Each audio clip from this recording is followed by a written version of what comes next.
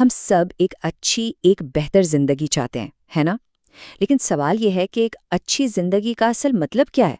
چلیں، آج اسی بات کی گہرائی میں اترتے ہیں اور سمجھتے ہیں کہ ایک حقیقی معنوں میں فائدہ مند اور بامقصد زندگی آخر ہوتی کیسی ہے؟ اور اس ساری سوچ کا، اس پورے تصور کا جو مرکز ہے نا، وہ یہ ایک سوال ہے، ایک ایسا سوال جو شاید ہمیں ہر روز خود سے پوچھنا چاہیے کہ بھئی میرے ہونے سے، میری ذات سے اللہ کے بندوں کو کیا فائدہ پہنچ رہا ہے؟ یہ سننے میں تو بڑا سادہ سا سوال لگتا ہے، لیکن اس کا جواب ہماری پوری زندگی کا رخ بدل سکتا ہے۔ تو اس بڑے سوال کو بہتر طریقے سے سمجھنے کے لیے ایسا کرتے ہیں کہ اسے 5 چھوٹے عملی حصوں میں بانٹ لیتے ہیں۔ آپ انہیں وہ 5 ستون سمجھ لیں جن پر ایک فائدہ مند زندگی کی پوری عمارت کھڑی ہوتی ہے۔ تو پہلا ستون ہے ہمارا علم۔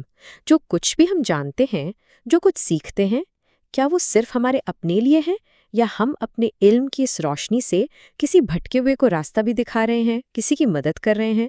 اصل بات تو تب ہے جب ہمارا علم دوسروں کے لیے رہنمائی کا ذریعہ بنے۔ اچھا، دوسرا ستون ہے ہمارا عمل، ہماری روز کی بھاگ دوڑ، ہماری محنت۔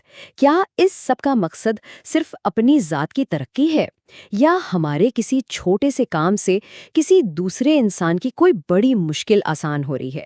کیا ہم واقعی کسی کا بوجھ ہلکا کر پا رہے ہیں؟ اور پھر تیسرا ستون ہے دولت، اور یہاں بات صرف پیسوں کی نہیں ہو رہی، بلکہ ہر وہ چیز جو اللہ نے ہمیں دی ہے۔ سوال یہ ہے کہ ہم اسے استعمال کیسے کر رہے ہیں؟ کیا یہ صرف ہماری اپنی آسائشوں پر خرچ ہو رہی ہے، یا اس سے کسی ضرورت مند کی کوئی بنیادی ضرورت بھی پوری ہو رہی ہے؟ چوتھا ستون ہے طاقت۔ اب یہ جسمانی بھی ہو سکتی ہے، کسی عہدے کی بھی، یا اثر و رسوخ کی بھی۔ طاقت کا اصل امتحان یہ نہیں کہ ہم کتنوں پر حاوی ہو سکتے ہیں، بلکہ یہ ہے کہ ہم اس طاقت سے کتنے کمزوروں کا سہارا بنتے ہیں، ان کے کام آتے ہیں۔ اور پھر آخری 5واں ستون ہے جوانی، یعنی زندگی کا سب سے قیمتی وقت، توانائی اور جوش سے بھرا ہوا۔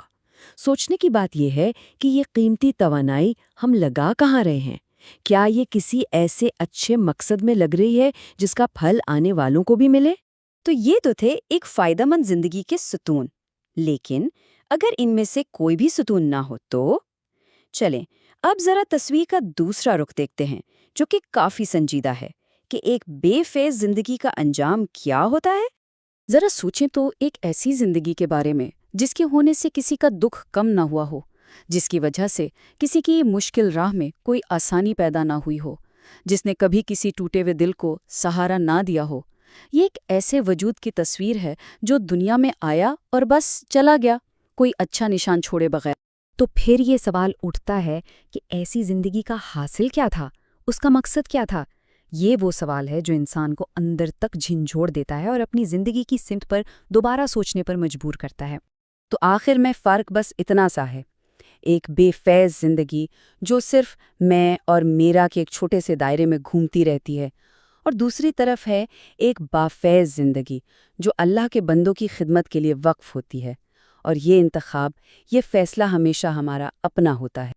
یہ ساری بات ہمیں ایک آخری اور بہت اہم نقطے پر لے آتی ہے کہ کامیابی کا اصل مطلب کیا ہے، جو معاشرہ ہمیں بتاتا ہے۔ آئیے ذرا اس سے ہٹ کر اس کے حقیقی معنی تلاش کریں۔ ایک بات تو بالکل صاف ہے، صرف دنیا میں آنا، کچھ سال جینا اور پھر چلے جانا، یہ کامیابی نہیں ہے۔ یہ تو زندگی کا ایک قدرتی عمل ہے۔ حقیقی کامیابی کا پیمانہ کچھ اور ہے۔ تو پھر اصل کامیابی ہے کیا؟ وہ یہ ہے کہ جب ایک انسان اس دنیا سے جائے تو اپنے پیچھے کیا چھوڑ کر جائے۔ اگر اس کے جانے کے بعد بھی لوگوں کو اس کی وجہ سے کوئی نفع، کوئی آسانی، کوئی بھلائی پہنچتی رہے، تو بس یہی اصل کامیابی ہے۔ اور اس ساری گفتگو کا جو نچوڑ ہے نا، وہ اس ایک جملے میں ہے: بہترین انسان وہی ہے جو دوسروں کے لیے سب سے زیادہ فائدہ مند ہو۔ یہ صرف کہنے کی بات نہیں، بلکہ ایک بامقصد زندگی گزارنے کا ایک پیمانہ ہے، ایک ایسا پیمانہ جس پر ہم سب کو اپنی زندگی کو ضرور پرکھنا چاہیے۔